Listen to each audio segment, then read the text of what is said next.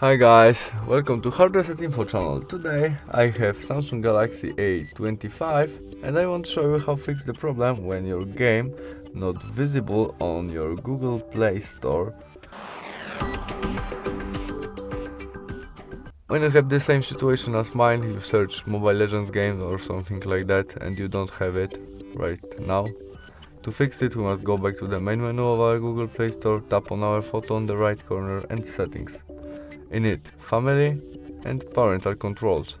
Now we have page 3. To download game as Mobile Legends games, Teamfight Tactics or Call of Duty, we need more than page 3. To change it, we must tap on it and enter connect pin to our parental control. And after that we can change it easily by tap on page 16, confirm by uninstalled and save. And that's all. We can go back to the Mobile Legends games and now we would install it. See you soon, bye!